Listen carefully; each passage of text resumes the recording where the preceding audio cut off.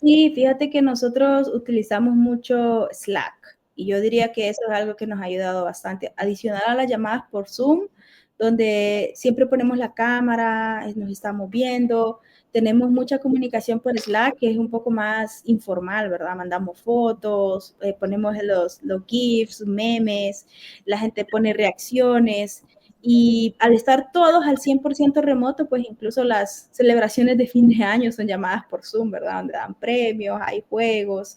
Y la verdad que nunca he sentido esa falta de sentido de pertenencia porque al final del día estamos pues en constante comunicación todo el Ya. día.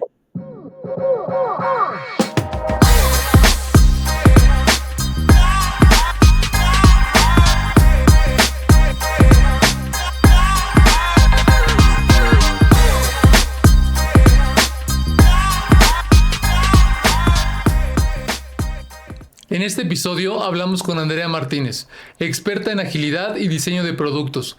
Platicamos de lo que significó estudiar en el MIT, los retos que tenemos los latinoamericanos para estar en el top de las empresas de tecnología, así como también los retos que existen para convertirse en Agile Coach. Andrea es ingeniera en sistemas, ha trabajado en empresas multinacionales y desde Honduras exporta su talento y experiencia al mercado americano. No te pierdas esta emocionante plática, sin lugar a dudas hay grandes lecciones que Andrea nos comparte. Bienvenidos al podcast. En el día de hoy tenemos a Andrea Martínez. Bienvenida, Andrea. Es un gusto tenerte aquí en el podcast como invitada. Hace tiempo que no conectábamos. ¿Cómo has estado? ¿Cómo estás? Hola, ¿qué tal, Rodrigo? Un gusto saludarte. Sí, gracias a Dios, todo muy bien. Encantada de estar acá en este podcast el día de hoy para que conversemos, ¿verdad? Diferentes temas y pues compartir en esta tarde. Perfecto, Andrea. Pues arrancamos. Sé que estudiaste en el MIT. Creo que fue entre 2022 y 2023. Cuéntanos, Andrea, ¿cómo fue esa experiencia haber estudiado en el MIT? Sé que fuiste un par de ocasiones. ¿Qué te llevaste de esa experiencia? Sí, pues como tú mencionas, justo en esa época fue un programa académico que se llama Chief Technology Officer. Tiene una duración de un año y es un modelo híbrido con clases presenciales y clases online. Los docentes que teníamos en las clases online también eran los docentes con los cuales teníamos clases magistrales en persona ahí en el campus del MIT en Boston. Y la verdad que fue una experiencia muy gratificante, no solo por el conocimiento que pude adquirir en temas actuales, ¿verdad? Machine Learning, DevOps, innovación tecnológica, gestión de proyectos a nivel de portafolio, para alinear tecnologías con productos nuevos y cómo planificar para compañías grandes. No solamente fue eso, sino también todo el networking también que pude hacer con diferentes profesionales no solo en Latinoamérica, sino de todo el mundo, porque ellos ofrecen dos tipos de programas, uno en español y otro en inglés, pero al final todas las sesiones presenciales son para el 100% de la población de estudiantes. Entonces llegaban muchas personas de Seúl, de Corea, de Malasia, de Japón, de China, entonces al final poder compartir todas esas experiencias, conocer personas, proyectos, iniciativas, fue muy gratificante, sí, es mucho provecho. Oye, Andrea, ¿y todavía se ven? O sea, esa generación que tomó el programa todavía tienen contacto. Sí, hay una reunión mensual que ya fue programada por los participantes del programa académico, ya no es directamente con el MIT, y tenemos una reunión una vez al mes donde traemos tópicos, nuevas iniciativas, proyectos. Hay muchos compañeros que tenían similares proyectos que hicieron nuevas iniciativas juntos con rondas de inversión, con proyectos de impacto también a nivel del ecosistema, ¿verdad? Porque había un proyecto, un programa académico también orientado en la mejora del sistema, del ecosistema a nivel global. Uh -huh. Qué interesante, Andrea. ¿Y tuviste algún maestro famoso, algún CEO de alguna de las empresas grandes de tecnología o alguna startup? ¿Algún maestro que fue CEO de una startup? Pues todos los docentes, diría yo, que son como famosos, ¿verdad? Tienen doctorados, han estado muchos años, ya sea en el MIT o en diferentes universidades y luego se han movido hacia el MIT. Pero yo diría que una de las conferencias que a mí más me impresionó fue la de una invitada, porque dentro de cada jornada de clases presenciales teníamos también invitados, expertos en el área que tenían alguna relación con el MIT, exalumnos o que estaban en contacto con los docentes. Y me gustó específicamente toda la charla que ella dio porque estaba orientada en poder medir la productividad de los desarrolladores, de las personas de tecnología, y cómo personas sin ningún contexto tecnológico, sino que simplemente con el uso de herramientas de inteligencia artificial, podían producir código, desarrollar igual o exactamente con el mismo o mejor desempeño inclusive.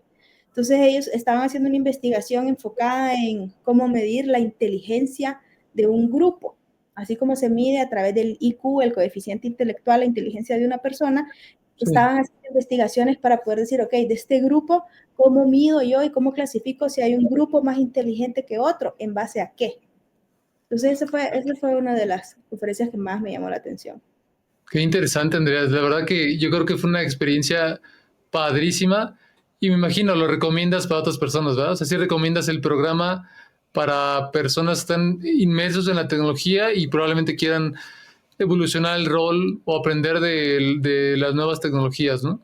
Sí, definitivamente, full recomendado. Ellos tienen un lema que dicen que estar en el MIT es como tomar agua de un hidrante de agua, ¿verdad? Y literal, por eso hay muchos hidrantes, ahí hasta le dan a uno un recuerdito que es un hidrante.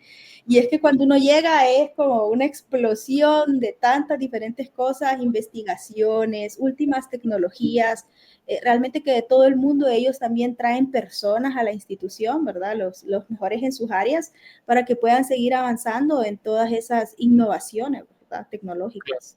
Claro. Efectivamente, sí. Y si tuvieras que recomendar un libro de las materias que cursaste o de lo que te recomendaron, ¿cuál sería, Andrea? Sí, yo diría que sería un libro que se llama Technology Road Mapping. Voy a buscarlo acá para confirmar el autor. Sí. Este fue un libro que nosotros estuvimos utilizando para administración y planificación de proyectos a largo plazo, y es de Oliver L. D. Weck, Technology Road Mapping and Development. Ok, perfecto. Y Lo vamos a poner en la descripción del podcast para que la gente que lo quiera leer, pues ahí lo pueda encontrar en Amazon. Andrea, y déjame regresar un poquito a tus orígenes. O sea, yo sé que eres ingeniera en sistemas, egresada en las universidades de ahí en Honduras, y de ahí te moviste a diferentes roles. Has estado en temas de agilidad, has estado como product manager o product director. ¿Cómo te mueves o cómo es tu evolución de estar como desarrolladora de software a empezar a ser experta en estos temas de agilidad y de product owner? sí, fíjate que esas transiciones han sido siempre a través de una combinación entre la educación formal y oportunidades laborales. Inicialmente yo comencé como desarrolladora web al 100%. Y luego de 5 años de estar trabajando en desarrollo web en la empresa en la que estaba trabajando en ese momento, al mismo tiempo en el que yo estaba sacando una maestría en gestión de tecnología y estaba viendo temas de gestión de proyectos de TI, abrieron una plaza para un puesto de Scrum Master y yo apliqué. Pues en aquel entonces, hace muchos años, eso fue hace como 12 o 13 años, Uh -huh. no reunía los requisitos en ese momento, pedían un montón de certificaciones, un montón de experiencia, pero igual yo fui, estuve orando sobre el tema y al final me animé para poder aplicar. Me dijeron que no, pero luego de 3 meses que no encontraron ninguna persona con un perfil así parecido, ¿verdad? Con bastante experiencia en desarrollo y que ya tuviera experiencia como Scrum Master, gestión de proyectos en aquel entonces, pues me ofrecieron el puesto, ¿verdad? Y así fue como transicioné durante los primeros años de mi carrera profesional ya como Scrum Master, gerente de proyectos. Siempre tuve la duda, ¿verdad? Si regresaba al lado técnico, si volvía al lado de desarrollo, hasta que siempre dentro de la misma empresa en la que trabajaba me pusieron un coach de recursos humanos que me estuvo asesorando, tuvimos estas conversaciones y me dijo como no, ya a este punto de tu carrera tienes que decidirte sobre qué rama te vas a ir, no puedes estar todavía considerando te regresas o no, y pues seguir. Entonces ahí fue cuando ya me comencé a especializar, tengo una certificación como PMP del PMI, soy coach certificada de agilismo del Framework Escalable de Ágil, SAFe, el Scaled Agile Framework, y estuve varios años capacitando diferentes empresas, diferentes grupos de desarrollo, no solo en Centroamérica, también en Estados Unidos, en Sudamérica, en Chile, en Perú, en Brasil y también en India, ¿verdad? Emiratos Árabes Unidos. Tuve la oportunidad de viajar a darles capacitaciones, certificaciones y partiendo de ahí, pues también en paralelo con el tema del agilismo, gestión de proyectos, Scrum Master, comencé a transicionar ya específicamente a la gestión de producto, ¿verdad? Todas esas áreas pues están bien delimitadas en cuanto a las responsabilidades, pero hay ciertas líneas delgadas de responsabilidades en común que uno hace al final, ¿verdad?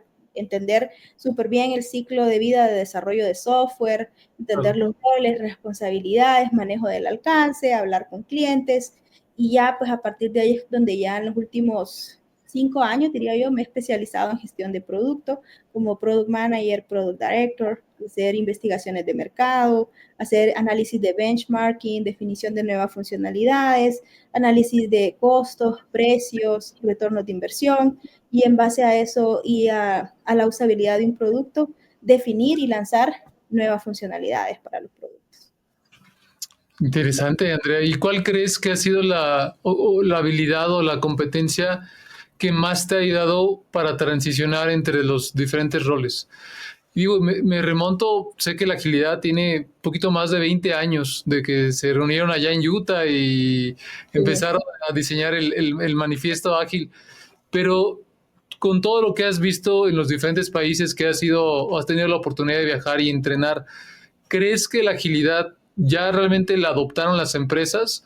¿O todavía falta mucho? ¿O realmente ya está muerta el concepto y habría que hacerle como una evolución?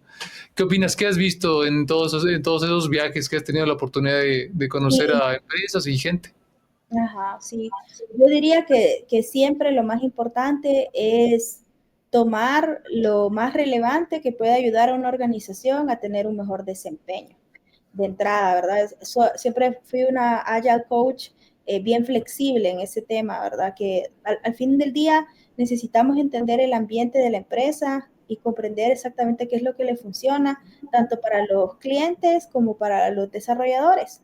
Entonces hay un punto intermedio en el que para mí siempre los conceptos principales, el core del agilismo está vigente, que es comunicación constante, cliente, equipos de desarrollo de software, Claro. transparencia en lo que se está haciendo, priorización de requerimientos, demos y continuar de manera incremental entregando productos.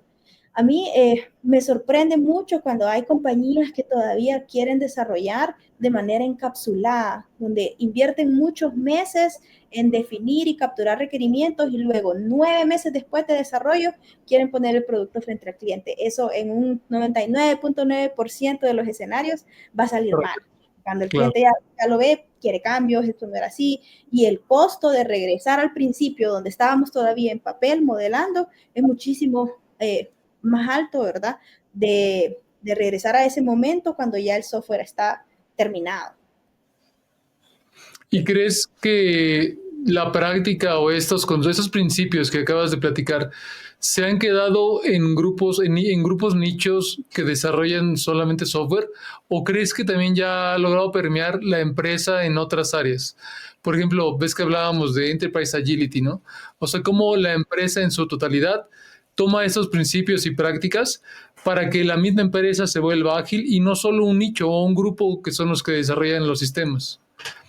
Sí, yo diría que cada vez más estamos viendo empresas que están adoptando el agilismo a nivel empresarial.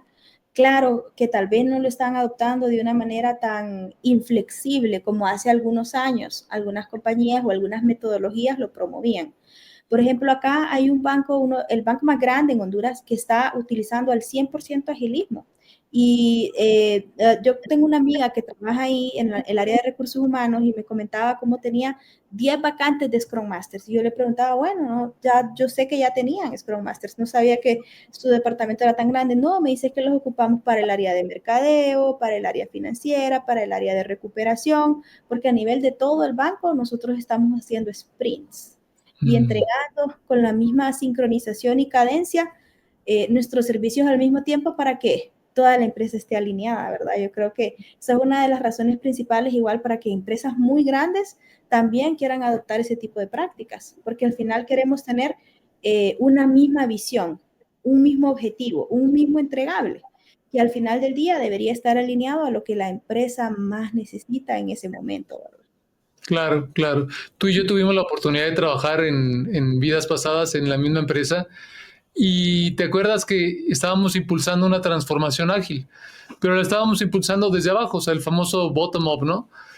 ¿Crees que eso funciona o más bien deberían, para que lo que acabas de mencionar del banco ocurra, las empresas o los directores tendrían que entender los conceptos y a empezar y a partir de ese nivel ejecutivo o el famoso C-level, de ahí para abajo empezar a bajar estrategias de agilidad para que realmente la empresa se vuelva ágil, ¿no? En su totalidad, en todas las áreas. Sí, definitivamente que es importante y es necesario que en cualquier empresa que quiera adoptar estas prácticas exista apoyo directamente de los ejecutivos, ¿verdad? Porque vamos a introducir nuevas maneras de trabajo que tal vez en un principio no puedan verse tan atractivas para los diferentes interesados de una empresa. Y te voy a dar un ejemplo. Puede ser que existan muchas compañías todavía que confían ciegamente en una carta Gantt, que es una línea de proyecto tradicional que me dice de qué fecha yo voy a entregar algo. Y a pesar de que en ningún momento en un proyecto, digamos, de un año, miren de manera tangible cuál es el avance que se ha tenido, hay muchos ejecutivos en empresas que se sienten cómodos solamente con ver una presentación en PowerPoint donde todo está marcado en verde, ¿verdad?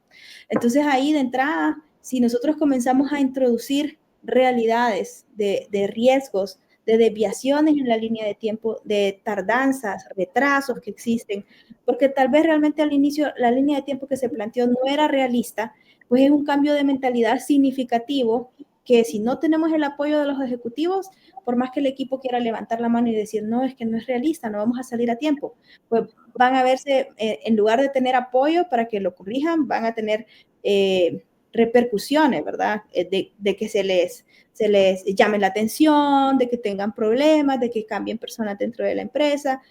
Cuando al final del día, si una línea de tiempo no es realista, no es realista, ¿verdad? Es como lo que dicen, que al final del día, pues, para que un bebé nazca se necesitan 9 meses y aún si yo tengo 2 personas al mismo tiempo, no es que van a ser a la mitad de los 9 meses. Claro, claro. Es una buena analogía. Sé que conociste a Adam Matis, Andrea, y no sé si también en el Inter que estuviste o que estuvimos trabajando en Laureate, tuviste oportunidad de compartir con él algunas capacitaciones y recorrer algunos países. ¿Cómo fue tu experiencia de trabajar con él? Sé que él ha estado impulsando mucho la agilidad y no sé si ya trabaja directamente con Safe, pero ¿qué experiencias tuviste, Andrea, de trabajar con Adam Matis? Nosotros lo conocimos en México cuando vino a entrenarnos. Con él tomamos un par de certificaciones, pero creo que tú trabajaste más tiempo de la mano con él. Sí, él fue mi mentor por un tiempo al inicio de mi vida profesional como coach del agilismo. Aparte de ser un excelente profesional, me parece una excelente persona también.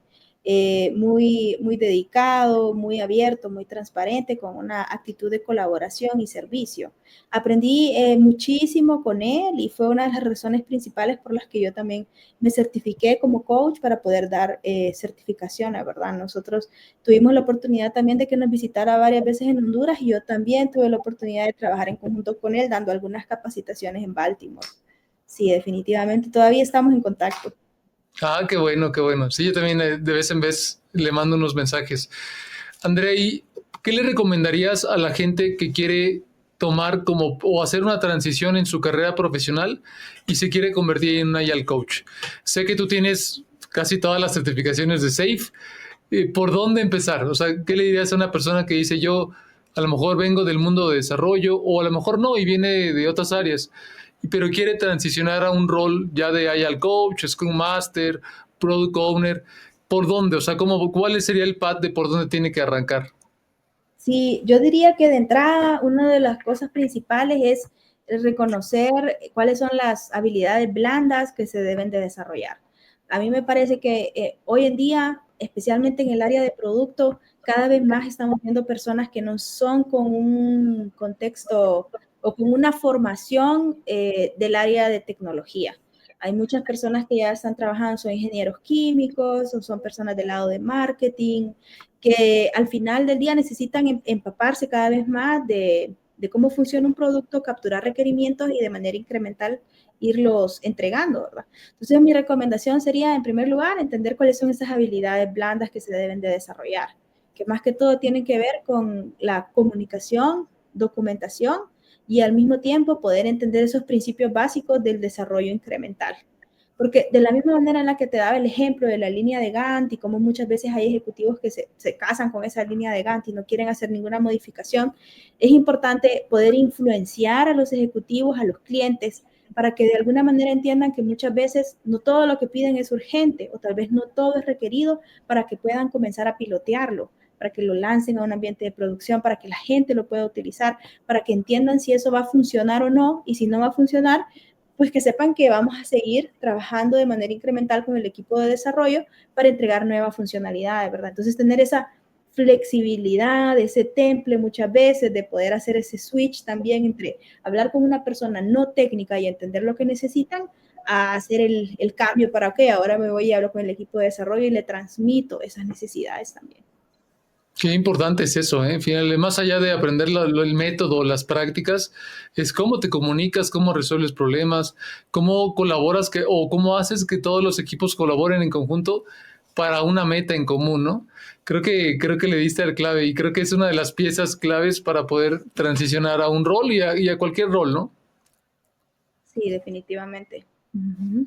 Sé que ahora estás trabajando bueno, has sido Product Owner, Product Manager, Product Director, y sé que ahorita estás trabajando para una empresa que se llama True Logic Software y exportas todo tu conocimiento y tu talento al mercado americano. Y creo que esta es una empresa donde tiene el top mundial bueno, más bien el top de Latinoamérica de talento. ¿Qué significa trabajar para ellos, Andrea? O sea, ¿cuáles son los retos? ¿Cómo ves las capacidades que tenemos en Latinoamérica para poder ofertarle nuestros conocimientos y experiencias al mercado americano? Sí, definitivamente, Rodrigo, que eso es un tema muy importante que comenzó a verse cada vez más de manera activa durante la pandemia, porque en la pandemia hubo mucha fluidez, mucho dinero en el mercado, había bastante trabajo y al final del día, pues las fronteras que nos dividían geográficamente entre los países se desvanecieron y ya cualquier persona simplemente con una conexión a Internet podía trabajar en cualquier lugar del mundo. Entonces, en ese sentido, yo he tenido la oportunidad de trabajar con gente muy profesional aún hoy, en cada día a día. Dentro de mis reuniones diarias de 15 minutos, mis dailies, yo tengo personas que están en Estados Unidos, que están en México, en Brasil, que están en Manila, Filipinas, en la India, y todos nos conectamos durante 15 minutos e independientemente de la diferencia de la zona horaria, pues podemos trabajar de manera asíncrona. Yo diría que esa es una de las razones principales por las que cada vez más dentro de Latinoamérica estamos pudiendo aplicar, viviendo en nuestros países de origen, a cada vez mejores y mejores ofertas laborales. Lo he podido vivir de primera mano. Y también no solo tal vez en el sentido de remuneración, sino a nivel de competitividad y crecimiento profesional. Por ejemplo, en este momento los proyectos a nivel de producto que yo estoy manejando involucran universidades top a nivel mundial. Nosotros le llevamos las plataformas al MIT, a Harvard, a la Universidad de RISD, que es el equivalente como de Harvard, pero en el área de diseño, Ujú. y empresas muy grandes al final. La empresa en la que yo trabajo incluso desarrolló el mapa con el que se mostraban los resultados de las elecciones de Estados Unidos en CNN y en NBC. Ok. Son empresas muy grandes, está basada en Nueva York, que al final me permiten trabajar y colaborar cada día utilizando diferentes tecnologías y con diferentes personas, ¿verdad? Y aprender mucho. Yo diría que para cualquier persona que está basada en Latinoamérica, uno de los puntos principales que debe de aprender a manejar es, número uno, el inglés, ¿verdad? Porque ahí sí que en el día a día y en la comunicación, a pesar de que tal vez uno no hable de manera nativa, siempre y cuando se dé a entender y entienda lo que le dicen, puede trabajar sin problema en cualquier compañía. Y número dos, diría yo también, poder manejar las diferencias culturales, ¿verdad? De entender que muchas Claro. veces dependiendo de la persona del país con el que estamos trabajando, va a tener diferentes características y siempre puedes mantenerlo de manera profesional, se puede avanzar sin problema, ¿verdad? En un ambiente agradable. Andrea, sé que tuve la oportunidad de trabajar con bueno, contigo y con un par de personas más en Honduras. Sé que el nivel de inglés que tienen ustedes es muy alto, es muy elevado. ¿Por qué se da esto, Andrea? O sea, ¿por qué en el país desde chiquitos estudian inglés o cómo es que logran ese nivel de inglés tan avanzado? Digo, yo te escuché también hablar a ti y lo hablas perfecto, como si estuvieran inglés nativo. Pero ¿qué pasa en el país? Fíjate que en general acá en Honduras hay muchísimas escuelas bilingües, donde los niños desde pequeños están en escuelas bilingües y pues hablan fluidamente. Estamos muy cerca de Estados Unidos también, o sea, nosotros un vuelo a Miami en 2 horas, ya estamos ahí, ¿verdad? Entonces tenemos mucha influencia anglosajona, digamos. Yo en mi caso particular no estuve en una escuela bilingüe, pero tengo 3 hermanos varones y yo, y desde pequeños a pesar de no estar en una escuela bilingüe, mi papá nos decía, como aprendan a hablar inglés porque un día les va a ser útil. Entonces nos compraban libros, escuchábamos música, mirábamos televisión con subtítulos y pues la Claro, verdad que gracias a eso todos mis hermanos y yo pues hablamos muy bien el inglés. Mi hermano mayor está sacando un doctorado en Canadá, mi hermano menor es residente en Boston, trabaja en tecnología también y mi otro hermano también y yo, que todavía seguimos en Honduras, pues hablamos al 100% el inglés, sin haber incluso cursado, ¿verdad? Un colegio bilingüe, pero es como ese awareness, ese conocimiento de decir, ok, esto es algo que me va a servir y me voy a ir preparando para manejarlo. claro, claro. Sí, la importancia de no dejarlo, ¿no? O sea, más bien irte preparando e ir evolucionando tu nivel de inglés. Y más ahora, en esta época donde hay más oportunidades de trabajar para el mercado americano desde nuestros países de orígenes. Cada vez más, sí. Andrea, aparte de trabajar con todo este grupo de personas, ¿qué opinas del sentido de pertenencia? O sea, el hecho de estar todos remotos y de estar en diferentes países, ¿no crees que se genera cuáles son las técnicas que la empresa hace o que ustedes hacen para darle ese sentido de pertenencia a los equipos? A mí me ha pasado que pues, también estoy trabajando de forma remota y luego es complicado porque al final ya todo el día estás en tu casa y no tienes tanto contacto con la gente que trabajas. ¿Cómo lo han vivido ustedes? Sí, fíjate que nosotros utilizamos mucho Slack y yo diría que eso es algo que nos ha ayudado bastante. Adicional a las llamadas por Zoom, donde siempre ponemos la cámara, nos estamos viendo, tenemos mucha comunicación por Slack, que es un poco más informal, ¿verdad? Mandamos fotos, ponemos los GIFs, memes, la gente pone reacciones. Y al estar todos al 100% remoto, pues incluso las celebraciones de fin de año son llamadas por Zoom, ¿verdad? Donde dan premios, hay juegos. Y la verdad que nunca he sentido esa falta de sentido de pertenencia porque al final del día estamos pues en constante comunicación todo el Yeah. día. Sí. Antes de volver al episodio, hay dos cosas que quiero pedirte. La primera, agradecerte por escuchar y sintonizar el programa cada semana. Significa mucho para las personas que lo producimos. Y la segunda, es un sueño que sentimos que apenas estamos comenzando. Si disfrutas lo que hacemos aquí, por favor, únete a las personas que ven este canal regularmente y le dieron clic al botón de suscribirse. Si te suscribes, te hago una promesa. Haremos lo posible para que el programa sea tan bueno como podamos, trayendo invitados para que logren aportar más valor a tu vida. Mil gracias y de vuelta al episodio. Sí. Ya. Y en cuanto al nivel de conocimientos y de experiencia, cómo lo comparas el nivel que tenemos en Latinoamérica con a lo mejor el nivel de Estados Unidos o incluso de la India? ¿Estamos igual? ¿Hay una brecha? Y sí, ¿qué tipo de brecha tú logras ver? Fíjate que hay varios puntos que puedo mencionar en ese sentido. El primero es que yo diría que en temas de conocimiento técnico no noto ninguna diferencia. O sea, técnicamente hablando, de personas desarrolladores de diferentes países tienen el mismo nivel de conocimiento técnico. Ok, Ahora bien, hay algo en lo que sí noto la diferencia. Normalmente las personas que están en Estados Unidos tienen un pensamiento un poco más estratégico. Es decir, escuchan a los clientes y tal vez no solamente piensan, ok, voy a resolver esto de esta manera, sino que piensan, ok, no, pero en un futuro que quieran añadir este nuevo tipo de contenido para sus noticias, puede ser que tengan un problema, entonces mejor no lo hacemos así, sino que intentamos, aunque nos tome más tiempo, resolverlo de esta otra manera. Y eso puede deberse también, ese pensamiento estratégico, a diferentes razones. Y una de ellas que he notado también es que yo he venido siempre mucho tiempo de trabajar con gente joven, gente muy joven. Y ahí literalmente hay muchos desarrolladores web que trabajan en el día a día programando que tienen 50, 60 años. Entonces también hay como cierta experiencia, no solamente del lado tecnológico, sino lecciones aprendidas, ¿verdad? De diferentes proyectos, de trabajar en diferentes escalas, que también traen cierto aprendizaje al día a día que les desarrolla ese pensamiento estratégico, pienso. Claro, pues se suma a lo que decías hace rato, ¿no? O sea, al final del día, como profesionales de tecnología, aparte de desarrollar las habilidades blandas o el power skill de comunicación, persuasión, aparte de aprender inglés, es pensar de forma estratégica, no nada más ver tu pedacito de responsabilidad, sino tratar de empezar a ver un poquito más el espectro y a lo mejor te vas adueñando de diferentes cosas que a lo mejor no te tocan a tu rol y eso te permite también ir creciendo, ¿no? Claro, definitivamente sí. Andrea, Uh-huh. y ahora que estás como Product Manager y Product Director, ¿qué habilidades se requieren para evolucionar a un Product Manager? Por ejemplo, escuchaba el otro día una entrevista con el CEO de Airbnb y él decía que él es el Chief Product Officer y que los Product Directors o Product Managers le reportaban directamente a él por la relevancia que él estaba dando para poder diseñar las experiencias y los productos. ¿Qué opinas o cómo te preparas para tomar un rol como estos?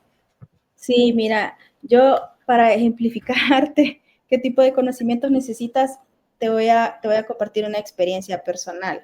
Sí. Durante la pandemia, yo desarrollé con una empresa de desarrollo de software que tengo con un compañero, desarrollamos una plataforma para tomar tours virtuales que permitía que cualquier persona en cualquier lugar del mundo viera los tours que estaban publicados, se enrolara de manera gratuita para tomar un tour, no sé, digamos el domingo a las 9 de la noche, que era, digamos, el tour al Taj Mahal, y llevaba a la persona por la India, por los pasillos, a través de una videollamada, y varias personas podían entrar, el tour era gratuito, pero luego podían dar propina, y a través de las propinas, o sea, eran propinas que a veces se recaudaban hasta 500, $700 en propinas, porque entraban 400 personas al tour. Entonces, para ese ejemplo en específico de ese producto que yo estaba definiendo con un grupo de desarrolladores, nosotros en todo momento pensábamos en función de que las personas se registraran al tour a través de una computadora.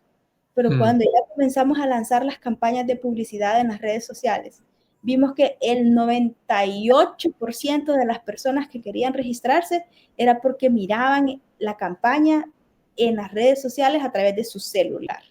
mm. Y ni siquiera habíamos hecho pruebas de control de calidad en el celular. Entonces, ese es un ejemplo nada más para decirte cómo, de entrada, para nosotros definir y priorizar las funcionalidades, tendríamos que haber hecho un estudio para entender a nivel de usabilidad qué iba a ser lo más útil para que cualquier usuario pudiera registrarse en el tour. Entonces, de Claro. esa misma manera, yo diría que uno de los aspectos principales para cualquier persona que quiera entrar en el área de gestión de producto es saber tomar decisiones a través de data, data, data, data todo el tiempo. Ok. ¿Y qué tan importante ves que también deben de aprender de la experiencia de usuario? O sea, creo que el ejemplo que dices es muy cierto, ¿no? Dices, tú diseñas un producto pensando en lo que probablemente tú te imaginas, pero hay que salir al mercado, hay que empezar a hacer pruebas con la gente que lo va a usar, a lo mejor hacer un mock-up o un prototipo y empezar a bosquejar algo, a lo mejor en papel, ni siquiera tienes nada formal y empezar a tener feedback directo de la gente que lo va a tener, ¿no? Para que a partir de ahí y de algunos otros datos, pues tomes decisiones de hacia dónde vas a dirigir el producto. Sí, una de las herramientas principales para poder hacer eso, totalmente de acuerdo, es el A/B testing, donde pones diferentes mockups o prototipos frente a las personas y simplemente registras los movimientos que tienen con el cursor, ¿verdad? En la computadora, y luego puedes ver qué es más fácil. Porque al final del día, ya a estas alturas que estamos con el uso de la tecnología, ya existen patrones confirmados, ¿verdad? Que nosotros no vamos a querer introducir de manera diferente o cambiar. Por ejemplo, ya todos sabemos si hay un botón que está en gris, por lo menos nos imaginamos que todavía no le podemos dar clic. Si está en verde, pues sí, que le podemos dar clic. Si está en rojo, pues es que es algo negativo, ¿verdad? Entonces, en base a eso, pues existen muchas cosas que ya uno está familiarizado con cómo funcionan por el día a día y el uso constante de la tecnología. Entonces, tenemos que poder categorizar lo que nosotros llamamos los diferentes actores. Y en base a ese actor, definir personas. Y esas personas nos van a permitir entender qué cosas son más fáciles o le hacen más fácil su experiencia en comparación con que algo sea más complejo y difícil. Porque hoy día, pues la verdad que ya no estamos, nadie está contando con que alguien lea un manual para saber cómo hacer las cosas. Ahí es donde entra la importancia del mapear el viaje del usuario, ¿no? El famoso Customer Journey, ¿no? O sea, saber qué hace, qué interactúa, con quiénes interactúa, con qué sistemas, con qué personas, y a partir de ese flujo, ese viaje, diseñarle una nueva experiencia. Correcto, sí. Creo que Uh-huh. hay un área de oportunidad muy grande para las empresas, porque creo que muchas se lanzan directo a diseñar un producto digital sin antes considerar o entender cuál es el viaje, ese viaje del usuario, ¿no? ¿Qué hace tu usuario? ¿Con quiénes habla? Tratar de tomar o tener la mayor cantidad de información posible para tomar mejores decisiones de hacia dónde dirigir el producto. Exacto, justo eso es. Sí. Uh-huh. Perfecto, Andrea. Pues déjame cambiar un poquito de tema. Sé que ahora ves que con la llegada de Trump y los decretos que haya empezado a firmar, pues se ve con mucha incertidumbre el panorama para Latinoamérica y digo, para México más, y no sé si también para Latinoamérica, ¿verdad? Pero tú que trabajas para esta empresa en Estados Unidos, ¿crees que haya una afectación de lo que ustedes hacen o de la fuerza de trabajo, de fuerza de gente que tiene la empresa en Latinoamérica? O sea, ¿crees que ustedes se vayan a ver afectados?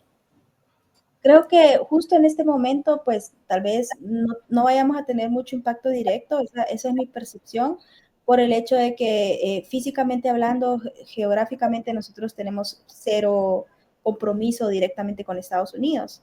Esta empresa está legalmente constituida en Uruguay y ya directamente dentro de Uruguay, Estados Unidos, es el convenio, ¿verdad? Entonces a nivel, como por el tema de inmigración, no veo que haya muchos retos en el futuro cercano, pienso yo, ¿verdad? Vamos a ver qué pasa, pero pienso yo que tal vez no hay muchos retos en este preciso momento, pero ahorita que tratas ese punto, hay algo que sí te quería mencionar, y es que durante mis estudios en el MIT, yo fui seleccionada dentro de 300 participantes para dar una charla, hacer un pitch de 5 minutos de una idea de innovación que tenía que ver con la reducción de inmigración ilegal desde Latinoamérica hacia Estados Unidos a través de generación de nuevas oportunidades laborales, especialmente en el área de desarrollo de software. Y Uh-huh. esa investigación consistía en una combinación de mis experiencias profesionales, ¿verdad? Por un lado, en el mundo de desarrollo de software. Por otro lado, trabajando directamente en Staff Augmentation. Y también mi compañía tiene personas que trabajan bajo Staff Augmentation. Yo directamente tengo una empresa con desarrolladores contratados que están colocados en empresas de Estados Unidos. Y en tercer lugar, doy clases en la Universidad Nacional acá en Honduras, en el programa de Ciencias de la Computación, en la noche. Entonces, tengo muchos estudiantes con buena calidad de desarrollo. Entonces, Sí. al final, durante finales del 2021, yo recibía listados de esas compañías de Estados Unidos de más de 700 vacantes que no encontraban llenar para nada, cero Sí, sí. personas. DevOps, automatización de QA, frontend, desarrollador Java, diferentes plazas, ¿verdad? Entonces yo comencé a pensar y hice un estudio para entender cuál era el salario mínimo por hora en diferentes estados en Estados Unidos y andaba alrededor de, en aquel entonces, entre 12 a 15 dólares, dependiendo del estado. Uh-huh. Y eso lo comparé con esas 700 vacantes donde el salario mínimo que estaban ofreciendo, estoy hablando en el 2022, eran $25 por hora. Y Mm, comencé a pensar, wow, de acuerdo a ciertos números, ¿verdad? Del Border Patrol de Estados Unidos, cuántos millones de personas están intentando inmigrar ilegalmente por buscar al final una mejor vida, un mejor ingreso salarial, ¿verdad? ¿Cómo claro, claro. podríamos desarrollar un tipo de programa donde igual a través de una academia web, sin necesidad de que las personas muchas veces pasen por esos 5, 6 años de educación formal, puedan rápidamente, no sé, en un programa de 6 meses, ya empezar a desarrollar con un trabajo confirmado y conectar esas vacantes en Estados Unidos directamente, que pagan mucho mejor, con personas que pueden especializarse y reducir ese riesgo de que se vayan ilegalmente a otro país? Mm, ujú. ¿Y cómo te fue? O sea, diste el pitch y a partir de ahí, a través de ese pitch nació tu empresa o ya la tenías elaborada y más bien el pitch te ayudó como a reforzar la idea. Sí, el pitch me ayudó a reforzar la idea y lo que sí he estado haciendo, que todavía es un trabajo en progreso, es hacer ese tipo de programa donde yo mezclo desarrolladores senior muy expertos con estudiantes que todavía están cursando la carrera para poder generar empleo en una etapa temprana. Y he Claro. visto muy buenos resultados porque la verdad que con ciertos lineamientos y guía que se pueda tener de personas ya muy senior con experiencia, ese balance funciona de manera apropiada y los comienzas a poder capacitar. Claro, y es bien, bien relevante ahorita porque creo que en este periodo de tiempo estamos trabajando 5 generaciones juntas. O sea, ahí todavía están activos los baby boomers y estamos trabajando millennials, centennials al mismo tiempo y es aprovechar el conocimiento y la experiencia de ambas generaciones. Creo que todo el mundo tiene que aportar mucho, entonces hay mucho que aprenderle a cada una de esas generaciones, ¿no? Que está padrísimo lo que estás haciendo, Andrea. Felicidades, porque creo que tiene un gran propósito, que es, aparte del modelo de negocio y obviamente generar un ingreso, es ayudarle a esas personas que tienen que emigrar a Estados Unidos a que a lo mejor no migren y se queden en su país y ahora que no hay fronteras geográficas, pues puedan trabajar para empresas americanas. Correcto, sí, definitivamente. Uh-huh. Déjame cambiar un poco el tema. Hablando un poco de hábitos, ¿cuáles crees que han sido los hábitos o prácticas que tú tengas que te han ayudado a alcanzar el éxito profesional que has tenido? No sé si tengas alguna rutina, a lo mejor mañanera, o tienes un hábito de lectura, pero ¿qué consideras tú que ha sido como tu hábito, tu parte del éxito de lo que has logrado? Sí, fíjate que una de las cosas que hago es que practico el mindfulness multitasking. No sé si lo has escuchado. No les Pero, no, pero en el día a día, pues uno normalmente está multitasking, ¿verdad? Y cada vez más el hecho de estar haciendo multitasking te desconcentra y te reduce la productividad. Entonces, lo que yo intento hacer, y algunas veces he utilizado algo que se conoce como la técnica Pomodoro, es que por ciertos periodos de tiempo me concentro en una sola cosa y nada más, hasta que lo termino. Porque en base a la tarea que yo tenga que hacer, puede ser que requiera toda mi concentración. Entonces, en lugar de estar haciendo algo a medias, al estar haciendo todo de manera concurrente, me concentro en una sola cosa. Y aparte de eso, algo que hago siempre, constantemente, es que hago una lista de to-dos y en base a esa lista de to-dos no es solamente como una fila, ¿verdad? De cosas que lo primero que entra, lo primero que sale, sino que lo priorizo en orden de nivel de criticidad mm, y lo categorizo. Es algo que puedo delegar. ¿Qué pasa si hago esto mañana? Porque al ujú, final, si uno intentara hacer todo lo que tiene pendiente, pues no tendría ni siquiera vida personal, ¿verdad? Y claro. he intentado estar haciendo un balance.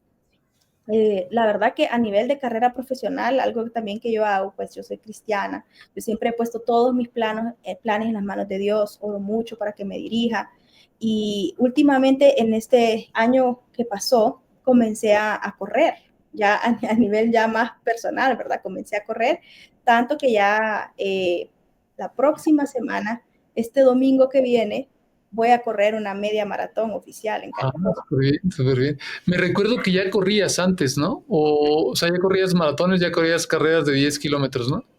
Hasta 10 kilómetros había llegado y era como de manera intermitente, pero ya el año pasado como me súper obsesioné y ya todos mis fines de semana son en torno a las carreras, hago 40 kilómetros en adelante, así entre varias sesiones, y ya pues ya he corrido varias veces 20, 21 kilómetros, y ya una carrera formal va a ser el otro domingo. Ah, felicidades. Ahí nos cuentas cómo te fue. Fíjate que eso que dices también es bien, bien importante. A mí me pasa mucho el famoso monkey mind. O sea, que quieres hacer tantas cosas que estás brincando de una en otra, y luego pues, no acabas ni una ni acabas otra, ¿no? Entonces, Ujú. eso que dices de cómo priorizar, cómo concentrarte y poner foco en una actividad para que te permita pues, avanzar y tener progreso, ¿no? Sí, y existe esa técnica que está muy famosa ahorita, se conoce así como mindfulness multitasking. Ah, mira, qué bueno, la voy a buscar para poderla implementar. Y me recordaste el fundador de Y Combinator, que es la incubadora más grande en Estados Unidos, donde han salido empresas como Airbnb, Uber y otros tantos. Decía que hay dos modos, ¿no? O sea, está el Creator mode y el Manager Mode, donde el Manager Mode, pues estás abriendo correos, contestas una llamada, o sea, estás haciendo multitasking. Y el Creator Mode, pues estás concentrado en una sola actividad para poder crear lo que quieres que se haga, ¿no? Definitivamente, sí. Entonces, Andrea, también déjame cambiar un poquito ya de tema. Sé que eres fanática de viajar por el mundo y has estado, no sé si estás todavía, en un grupo de, y corrígeme si lo digo bien, mujeres viajando por el mundo. ¿Cómo? Sí, sí se llama así, ¿verdad? Sí, así se llama, sí. ¿Qué ha sido para ti la experiencia de viajar sola por el mundo? Me recuerdo una historia que me contaste acá cuando estuvimos en Ciudad de México, de una vez que fuiste a Siria, creo era, ¿no? Tal O vez a Sri la Lanka, India. Ajá. o a la Sri India. Lanka. Sri Sri Lanka también. Lanka, Sri Lanka. Sí. ¿Qué ¿Pero es qué para exactamente? ¿Que había pasado algo en específico? No, no, no, más bien, o sea, más bien lo que me sorprendía de la historia es, pues, cómo te animaste a viajar sola, ¿verdad? Porque creo que es complicado viajar solo a veces, y obviamente sé que tú has ido a la India y a otros países en ese grupo, pero ¿qué representa formar parte de ese grupo y para ti qué significa viajar sola? Sí, yo diría que pues a través de los viajes sola he podido aprender muchísimo y definitivamente ha abierto mucha mi mentalidad, ¿verdad? Para poder entender cómo son diferentes culturas, diferentes costumbres, diferentes creencias y cómo al final se puede vivir de manera armoniosa a través de la tolerancia.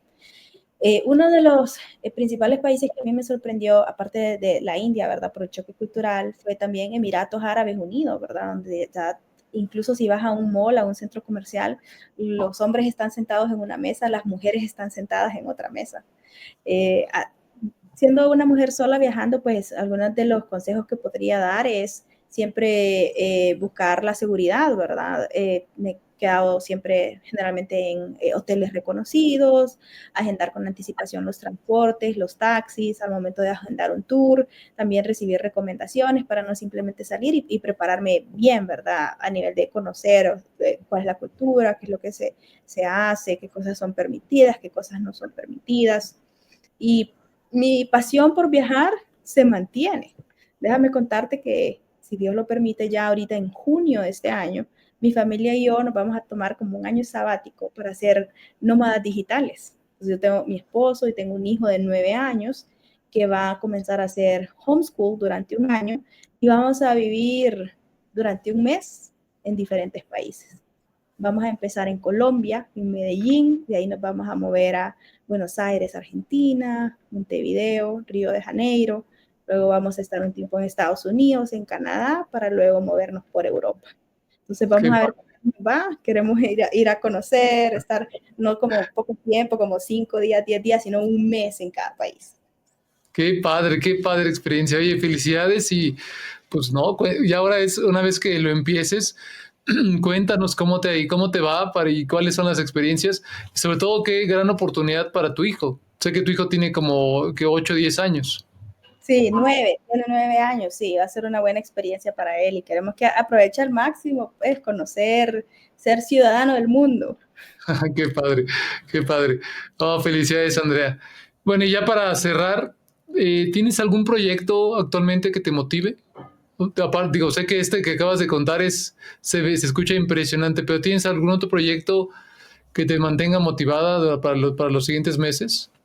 Sí, fíjate que justo en este momento estamos retomando nuevamente con mi compañía el tema de la academia web, donde realmente lo que queremos hacer es generar un ecosistema para que cualquier persona, aún con cero contexto en el desarrollo de software, pueda rápidamente en tiempo récord tomar un programa que sea una mezcla entre conceptos teóricos y práctica real de la vida real, se pueda generar una inserción en el mundo laboral. Entonces, estamos comenzando con unos nuevos proyectos dentro de la compañía que nos permiten tener cierta flexibilidad para traer estudiantes que también van a ser remunerados y poder hacer un tipo piloto, ¿verdad?, de esta nueva plataforma de la Academia Web que se llama UDevelop. Ok. Y en base a eso poder generar más oportunidades laborales, pero sobre todo sustentar ese tipo de educación y conocimientos de la academia con el uso de las herramientas de inteligencia artificial, como Ya. ChatGPT, GitHub Copilot y todas esas diferentes herramientas que hoy en día existen que permiten que la productividad de un desarrollador se incremente. Oh, padrísimo. ¿Y lo estás pensando solo para Honduras o también para todo el mercado latinoamericano? Pues ahorita pues vamos a comenzar a pilotearlo acá en Honduras, que es donde tenemos hasta las personas más cercanas, pero definitivamente que expansión a nivel de Latinoamérica es la meta. Felicidades, felicidades. Es un gran proyecto y porque creo, aparte de usar las herramientas y la nueva tecnología, tiene un gran propósito, que es ayudar a la gente. Definitivamente sí. Perfecto, Andrea. Pues ya llegamos al fin del episodio. ¿Algo que no te haya preguntado que quisieras comentar? No, yo creo que lo cubrimos todo, pues encantada de haber compartido, Rodrigo, con ustedes. Igual, pues ahí, pues compartir en mi correo electrónico. No sé si alguien está interesado en alguno de estos proyectos, con gusto lo conversamos. Y Claro, es éxito, ¿verdad? En este proyecto también a ti. perfecto. Y bueno, y por último, Andrea, ¿qué le dirías o qué consejo le dirías a los líderes en tecnología? Que estén abiertos al cambio y busquen siempre la innovación. Perfecto. Andrea, muchísimas gracias. Ha sido un placer tenerte en este episodio y te mando un abrazo y como quieras seguimos en contacto. Gracias, Rodrigo. Igual, que tengas una feliz tarde. Igualmente, gracias. Amigos, ¿saben que la mayor parte de todos ustedes que nos hacen el favor de ver las entrevistas completas en YouTube no están suscritos? Cada 15 días tenemos entrevistas nuevas. Si le dan suscribir a la campanita, les estaremos avisando que ya tenemos una entrevista nueva y cada entrevistado nos deja grandes aprendizajes.